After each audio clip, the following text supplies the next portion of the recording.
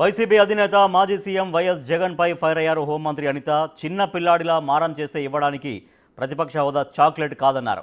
జగన్తో పాటు ఆ పార్టీ ఎమ్మెల్యేలను కూడా అసెంబ్లీకి రాకుండా ఆపుతున్నారన్నారు. అసెంబ్లీకి రాకుండా ప్రజా సమస్యలను తప్పుదోవ పట్టించడం పద్ధతి కాదన్నారు. జగన్కు నిజంగా చిత్తశుద్ధి ఉంటే ఎమ్మెల్యేలను అసెంబ్లీకి పంపించి ప్రజల తరపున మాట్లాడాలన్నారు హోంమంత్రి అనిత.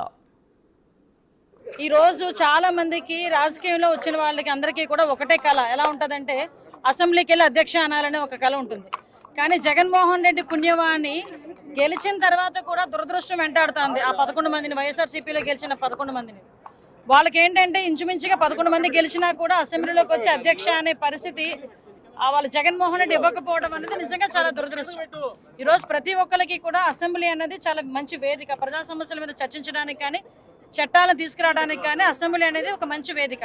ఈరోజు మీరు బయట నుంచి చేసే ఆ ధర్నాలు కానీ క్వశ్చనింగ్ కానీ మీరు అసెంబ్లీలో కూర్చొని చేస్తుంటే కనీసం జనాలకి ఒక ఆన్సర్బుల్ చెప్పే వాళ్ళు ఉంటారు. నాకు సరైన టైం ఇవ్వరు మామూలుగా ఎమ్మెల్యే అయితే, సో ప్రతిపక్ష హోదా ఇస్తేనే నాకు టైం ఇస్తారు కాబట్టి టైం ఇస్తే వస్తాను అంటాడు ఆయన.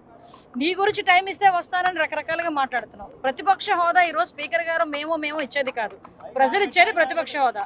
నీకు ప్రతిపక్ష హోదాకి ఇచ్చేటని సీట్లు నీకు రాలేదు కాబట్టి నువ్వు మామూలుగా ఒక పులివెందుల ఎమ్మెల్యేగానే రావాలి, ఒక ప్రధాన ప్రతిపక్ష పార్టీ అధ్యక్షుడిగా రావాలి.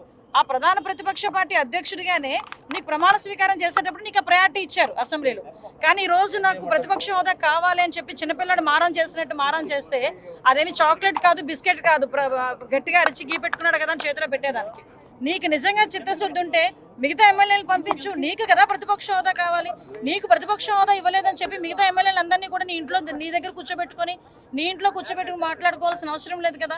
మిగతా వాళ్ళైనా పంపించు ఎమ్మెల్యేలని, వాళ్ళకి ఇవ్వాల్సిన టైం వాళ్ళకి ఇస్తారు కదా. కనీసం అసెంబ్లీ అనే ఒక వేదికను కూడా వాళ్ళకి మిస్ చేసి ఈరోజు ప్రజా సమస్యల గురించి తప్పుదోవ పట్టించేటట్టుగా బయట ఉండి మాట్లాడతానన్నది మంచి పద్ధతి కాదు. ప్రజాస్వామ్యంలో ఇది విరుద్ధం. దయచేసి ప్రజాస్వామ్యం గురించి కూడా నేర్చుకోవాల్సింది.